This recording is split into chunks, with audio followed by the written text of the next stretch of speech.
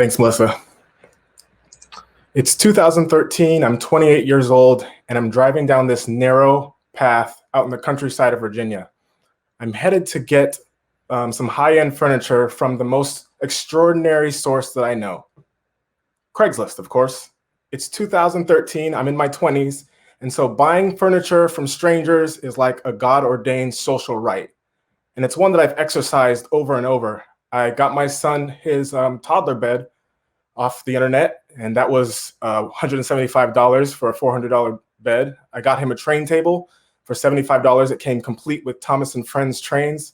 And I had even driven all the way out about an hour away from my house to get a IKEA sofa that was still within the original packaging, and the people just thought they couldn't return it because they lost the receipt. So when I got it for half off, I was like, Craigslist is everything that I need.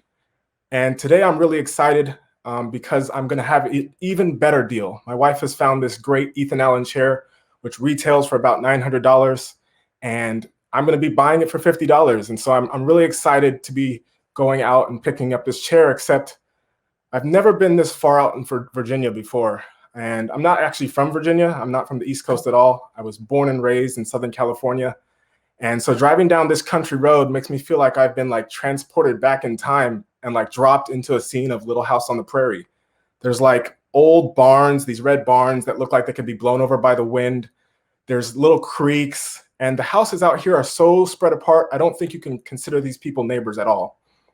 And so I'm a little worried that I could get lost. Some of these streets don't even have names. I've been off the highway for a long time and I haven't seen any gas stations or people. And the worst thing is that even though it's 2013 and I'm 28 and I have a really good paying job, I actually don't have a smartphone. And so I've printed out the directions. I just have my dumb phone. And I always just thought that I was just kind of too cool for a smartphone. And on top of that, like I have a really old soul and I don't want to be distracted with like all these new notifications and pop-up things here and there. So I really love my old dumb phone, and I haven't had any problems until now. I'm coming across these streets that don't have any names, and I come to a fork in the road, and to the right, there's this dirt path that seems to lead up a hill, and I can't really see too far down. And to the left, there's this like rocky path that's like made of like these pebbles. And I'm like, that's a strange path. And I try and decide which one is the path I'm supposed to go on. And the path to the left with the pebbles seems a little bit more straight. So I decide I'll go down this path. And I drive down the path. And as soon as I get on top of these little pebbles, I hear them clanging together under my car. And I think to myself, that was a bad idea. Because I'm in this 2007 old Toyota Yaris manual transmission. It's undeniably a college person's car. And now I'm worried that I'm going to get stuck on these rocks. But I'm already committed to this path, so I continue to drive down. And a little while later, I see a first house. And I'm like, I know this isn't the house because I still need to make a few turns. So I keep on driving. And just a short while later, I see a second house. And I'm like, oh, that's weird. Like the houses here aren't spread apart. And at that second house, I see it's actually a dead end. And I'm like, oh my goodness, this is probably somebody's like driveway of sorts.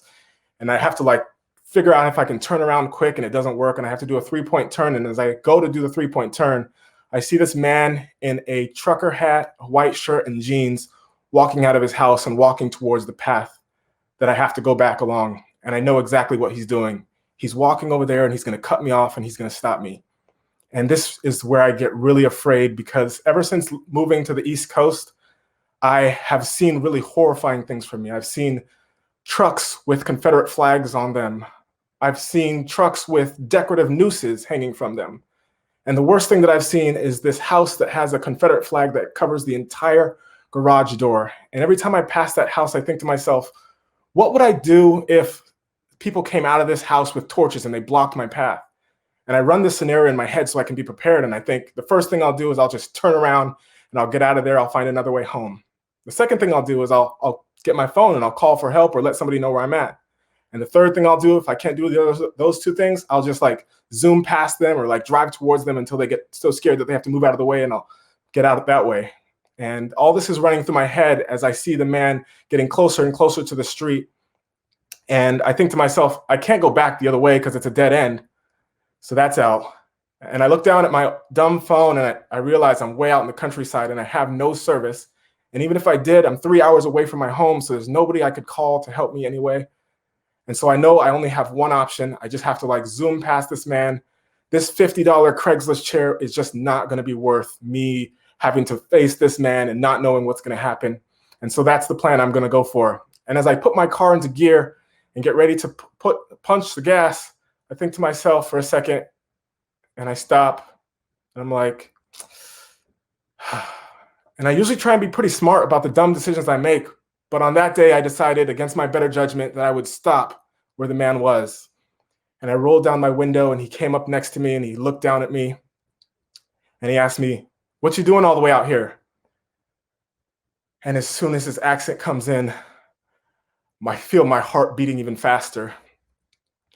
And I just want to, again, go back to my original plan and zoom off.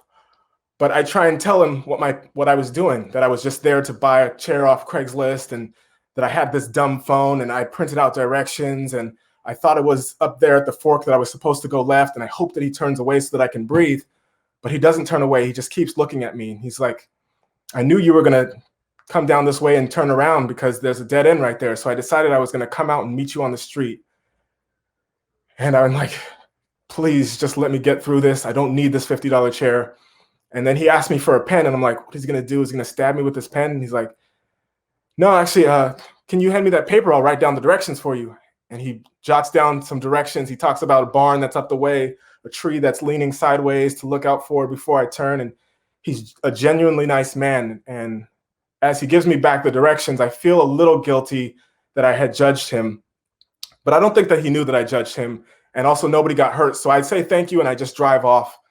And I do all the turns that he said, go back along where the fork was and follow it. And sure enough, 5 minutes later, I'm at the house and I'm picking up this chair from Craigslist, which turns out that it's too big for my dumb college car and I have to jam it into the trunk. And I asked them for a rope and I have to tie it around. And now I'm really frustrated and I get it as tight as I can and I hope that it stays. And as I'm driving back along, I hit this fork in the road from the opposite side. And as soon as I hit the fork from the opposite side, everything is completely clear.